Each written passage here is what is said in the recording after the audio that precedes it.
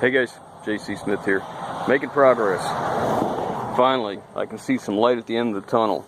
I'll give you some updates on what we got going there. We got the battery box on. My wife gave it a quick paint job. Yeah, those are brand new tanks from International.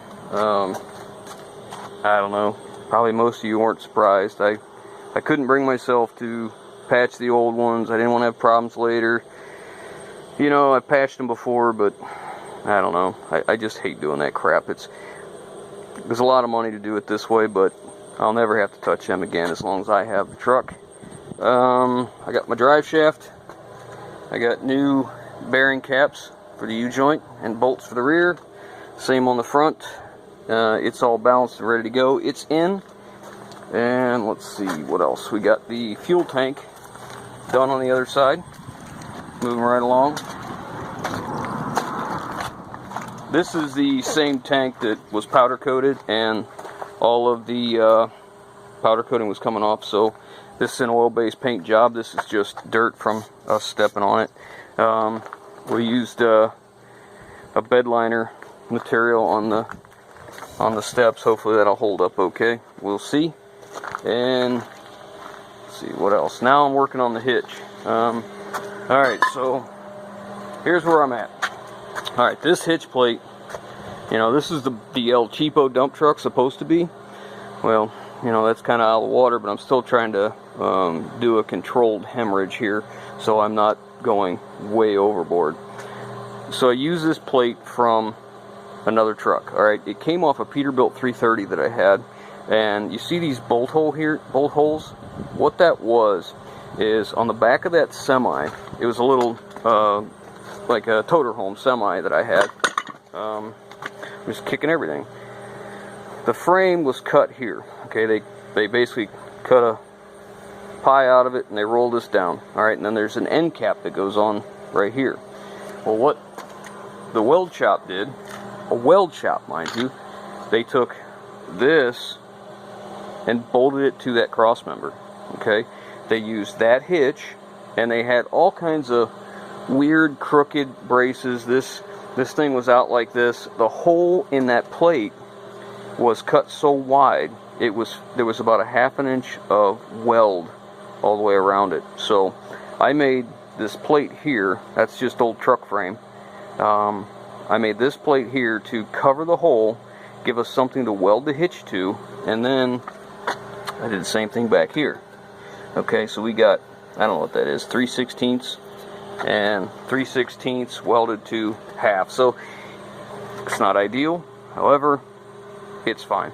So the next step is I'm going to come out here. I'll have a piece of C-channel coming up like this, and it'll tie into this cross member. We'll be able to weld it here, weld it here. The face of the C-channel will be like this, basically sitting like this, and it'll go down, and I'll take the plasma cutter and cut a hole in the C-channel so this tube slides right through it, and then we can weld all the way around there. And the plate, what I did here is this is 8-inch box tubing. Okay, took this off another truck and we relief cut it so that it could come on the outside of the frame here and be on the inside of the frame over here. Okay, so it's full stitch weld or full seam weld here, and then completely welded down through here, and then of course it's welded to the bottom of the frame. And this is Brandon's welds, and like I said, he welds so much better than I do that there's no sense in me bothering. I'll tack weld stuff together so when he gets here he can do his deal. We taper cut this, and the reason for this was I wanted all the force that's pushing on this to be underneath the leaf spring and that cross member, right? Because that's a good strong part of the frame.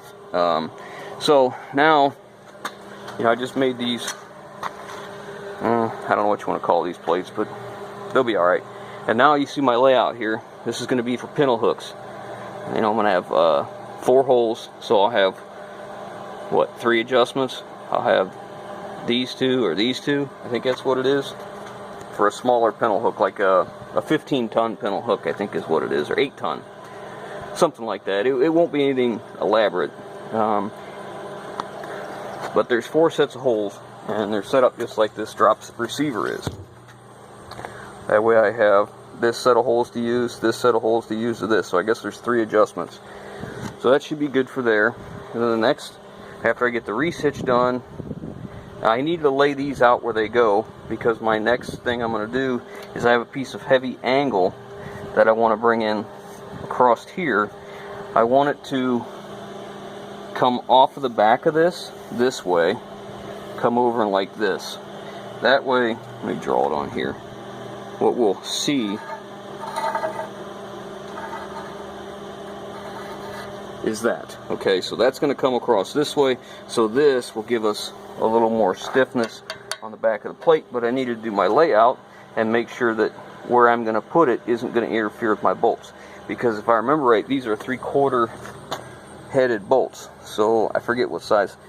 That's bigger than 3/8. It's probably a 7/16 bolt, maybe. I'd have to, let me measure that. Looking for my tape measure, of course it's on my hip. So it looks like a 1/2 inch. So 1/2 inch hole plus the nut itself. And center to center of these holes is 1 3/4 inches. So it's going to be really tight to get a 3/8 piece of angle through here. Okay. So my options are,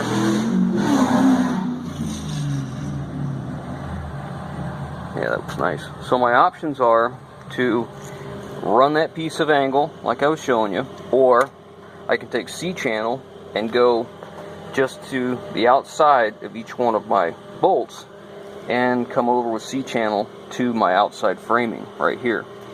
That may be what I have to do. This is much simpler and equally as strong, I believe, but I don't want to interfere with my pintle hook, and otherwise I have to put it way down here below everything, and I need the strength here for the pintle hook. I don't need it for the receiver. That receiver's never going to have more than 14,000 pounds on it, because it's only a 2-inch receiver. If it was a 2.5, it can go a little bit higher than that, but it's only a 2-inch. This is only 1/2 inch plate, so I would really like to do that angle iron across here. The C-channel is probably, I guess it really would be stronger, because it's, the C-channel is 4-inch I have there. So, and I'm trying to use up what I have. I'm trying to make it to where I don't have to go to the steel yard to buy stuff. Like I said, this bracket here, this is just old truck frame. Actually, that's one section of frame. This is the bottom, and I split it, and the top, you know, will be a C. This is the other half of it. So it didn't take a whole lot, and I just used a plasma cutter to cut it out. It turned out okay. I'm just getting used to using that plasma cutter, so I'm sure in time I'll get a little better and, you know, a little more accurate with it. But it turned out okay. I was pretty pleased. Very minimal grinding. So that's the next step. I got to get my cross member, or my support brace, from here up to here. So that's what I'm working on now. So let me get to it. I'll quit flapping my trap and get to work. Okay, so I got my braces cut, got them fit in, got them tacked, ready to go on both sides. That worked out pretty well. So now I need to do my brace from here to here. I think that's a, it's a, what, a 4-inch? I don't know if that's a 4-inch piece of channel. Yeah, it's 4-inch. So 2 pieces of 4-inch just on either side. As you can see here, here's my 2 lines where my bolt holes are, and I went another inch over to each one and marked me a line down each way. So it ain't gotta be perfect, but you know, I definitely want it to hold. So I'll get on the next brace now. Alright guys, so the hitch is done. We got it all painted. Got my receiver in with those plates. Oh yeah, these are my holes for my pintle hook here. Got my braces in.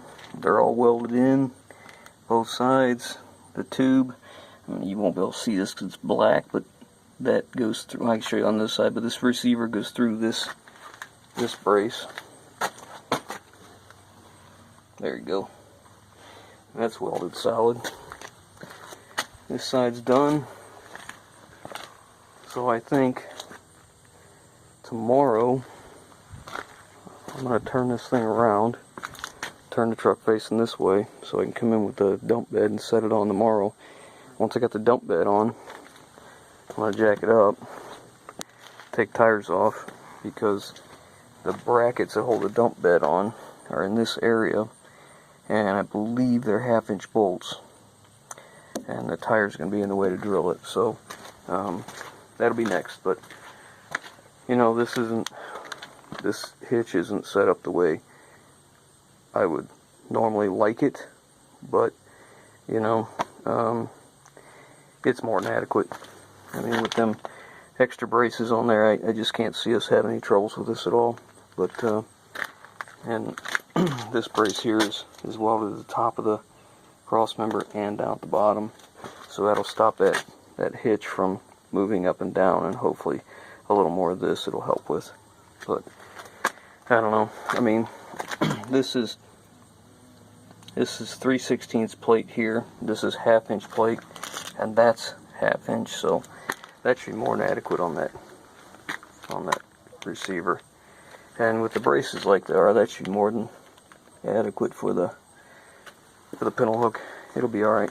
But a lot of time in that, mostly because we reuse so much stuff. It just took time.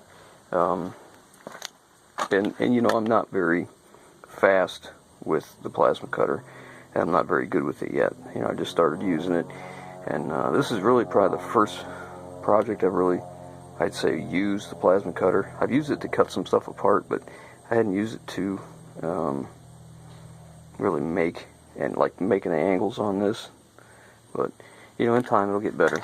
Like cutting that hole out, boy, that was a lot easier than before. I had to use a cutting wheel and plunge cut, make a square. But the plasma cutter sure made it a lot easier.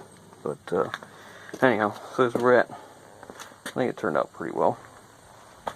If nothing else, it looks better than it did. It's the sun glare is something else. You know, not perfect, not new, but it'll do. Not perfect, not new, but it will do.